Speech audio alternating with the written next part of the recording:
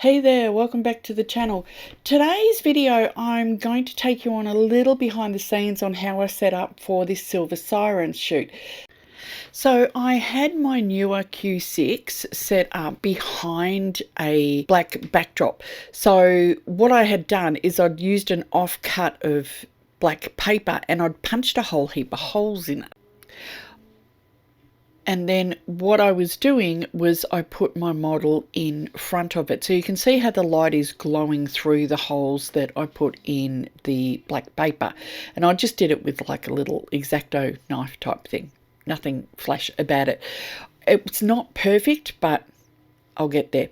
I also had a second Neewer Q6 600 watt strobe with a softbox on it that I was going to help light my subject as well. So you can just see the light sneaking through there. I then brought my model, so this is Tayla or Vampy Kitten on Instagram, and we had a few different outfits that I wanted to try.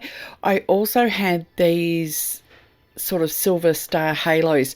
Now, if you have seen the video where I tried to make my own headpiece, which was an absolute failure, this is I actually bought two of them online because I couldn't get the look that I was looking for.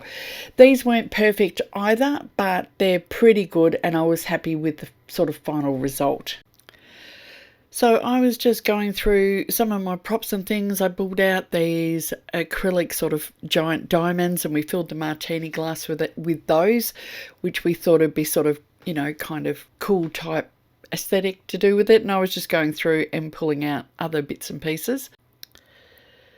So I was just playing around with a few different things. So I had the strobe at the back on full power, so that was 1:1, and then I had the one at the front, you can just see flashing, which I had sort of on an angle at my model, and I'm just showing her some of the photos there, and I had that on 1/28 power, so it was quite low.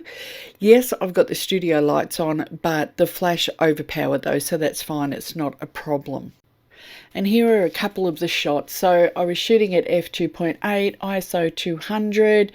My focal length at this point was about 36 and I had shutter speed on 1:125. So there's the flash settings there as well.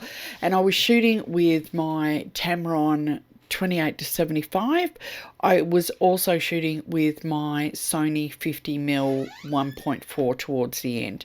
So we had this mirror, so I just had Tayla sort of leaning against the mirror trying to get some reflective shots, and we're sort of just moving around trying to get sort of the best look.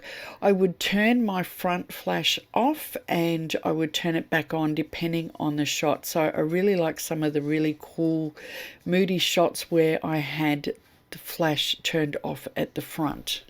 So this is with the flash turned off at the front, so you can really see the light coming from the back, and this is with the light turned on at the front, really lighting up the shot. So this was the other sort of star halo or headband that I had, and we were just trying to do a couple of different moody looks.